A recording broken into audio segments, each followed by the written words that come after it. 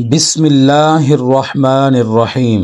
جو شخص اللہ کی محبت الہی کی وجہ سے ذکر کرے گا اور شک نہیں کرے گا وہ صد یقین میں سے ہوگا۔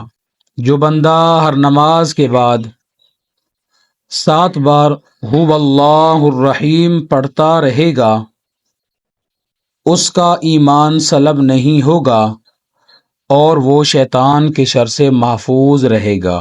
جو شخص 1000 بار یا اللہ یا ہو پڑھے گا اس کے دل میں ایمان اور معرفت کو مضبوط کر دیا جائے گا۔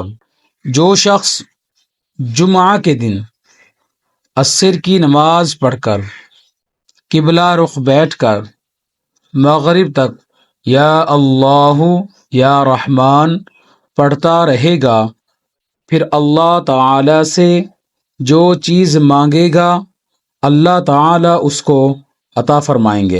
سانپ بچھو وغیرہ سے بچنے کی نبوی دعا۔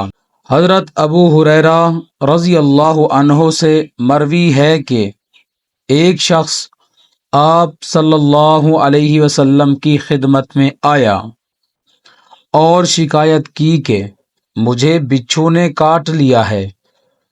آپ صلی اللہ علیہ وسلم نے فرمایا اگر تم شام کو یہ دعا پڑھ لیتے تو وہ تم کو ضرر نہیں پہنچا سکتا تھا۔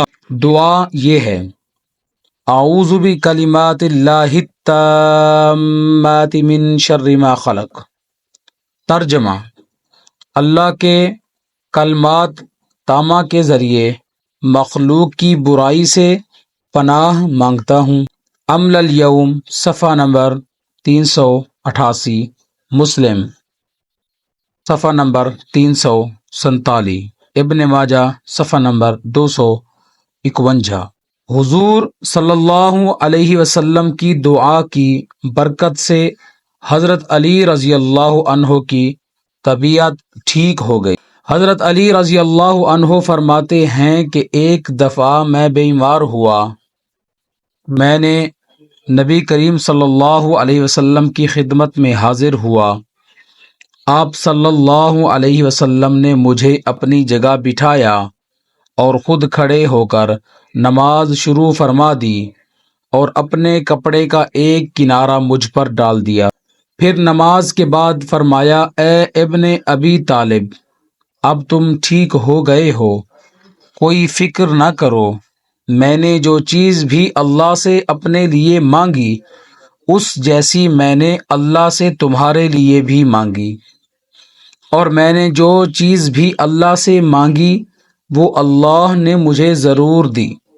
بس اتنی بات ہے، مجھ سے یوں کہا گیا ہے کہ آپ کے بعد کوئی نبی نہیں ہوگا۔ چنانچہ میں وہاں سے اٹھا تو میں بالکل ٹھیک ہو چکا تھا اور ایسے لگ رہا تھا کہ جیسے میں بیمار ہی نہیں ہوا تھا۔ حیات الصحابہ جلد نمبر 3 صفحہ نمبر 373۔ اب آتے ہیں ٹوٹکے کی طرف۔ عورت روزانہ صبح کو بھگوئے ہوئے منقے کھائے دودھ کے ساتھ، جوانی واپس آ جائے گی۔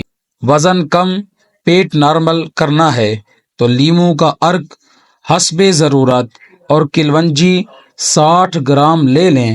کسی چھوٹے سے پیالہ میں کلونجی رکھ کر اتنا عرق ڈالو کہ کلونجی ڈوب جائے، پھر ڈھانپ دو۔ خشک ہونے کے بعد پاؤڈر کی شکل میں صفوف بنا لیں، نیلے رنگ کی بوتل میں محفوظ کر لیں۔ روزانہ رات کو سوتے وقت کھائیں، ساتھ میٹھی چیزوں سے پرہیز کریں۔ دیکھیے گا ہفتے میں 10 کلو وزن کم ہو جائے گا۔ حضرت ابو ہریرہ رضی اللہ عنہ کا حافظہ قوی تھا۔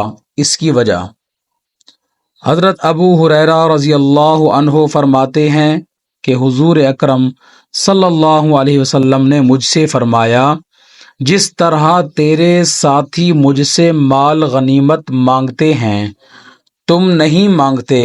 میں نے عرض کیا میں تو آپ صلی اللہ علیہ وسلم سے یہ مانگتا ہوں کہ جو علم اللہ تعالیٰ نے آپ صلی اللہ علیہ وسلم کو عطا فرمایا ہے، آپ صلی اللہ علیہ وسلم اس میں سے مجھے بھی سکھائیں۔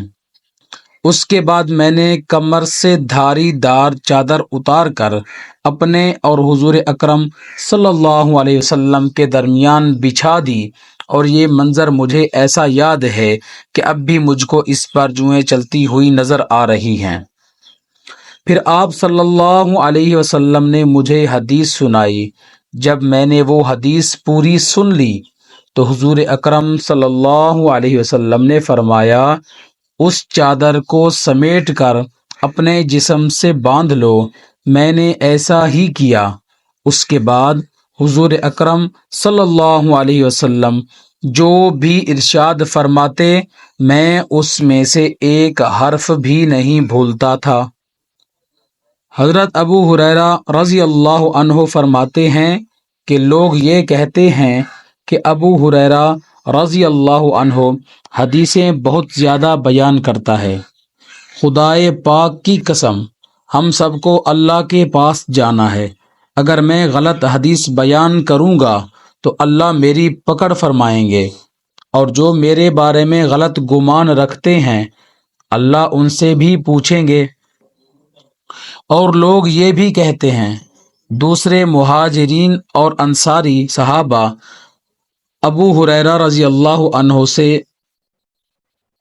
جتنی حدیثیں بیان نہیں کرتے، تو اس کا جواب یہ ہے، میرے مہاجر بھائی تو بازاروں میں خرید و فروخت میں مشغول رہتے تھے، اور میرے انصاری بھائیوں کو اپنی زمینوں اور مویشیوں کی مشغولی تھی، اور میں ایک مسکین نادار آدمی تھا، پھر بھی حاضر خدمت رہتا، جبکہ دیگر صحابہ کرام رضی اللہ عنہم اجمعین کام کاج کی وجہ سے غائب رہتے، اور جو حضرات موجود ہوتے تھے وہ حضور اکرم صلی اللہ علیہ وسلم سے سن کر اپنے کاموں میں لگ کر بھول جاتے، میں سب کچھ یاد رکھتا۔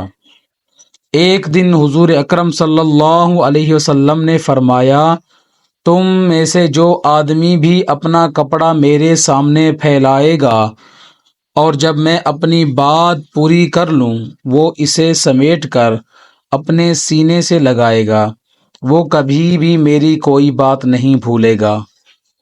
میں نے فوراً اپنی دھاری دار چادر بچھا دی، میری کمر پر اس کے علاوہ اور کوئی کپڑا نہیں تھا۔ پھر جب حضور اکرم صلی اللہ علیہ وسلم نے اپنی وہ بات پوری فرمائی تو میں نے چادر سمیٹ کر اپنے سینے سے لگائی۔ اس ذات کی قسم جس نے آپ صلی اللہ علیہ وسلم کو حق دے کر بھیجا ہے، میں اس میں سے ایک بات بھی آج تک نہیں بھولا۔ اللہ کی قسم، اگر اللہ کی کتاب قرآن میں یہ دو آیاتیں نہ ہوتیں جن میں علم کو چھپانے کی ممانعت ہے تو آپ لوگوں کو کبھی کوئی حدیث بیان نہ کرتا۔ وہ دو آیاتیں یہ ہے، سورہ بقرہ کی 159 160۔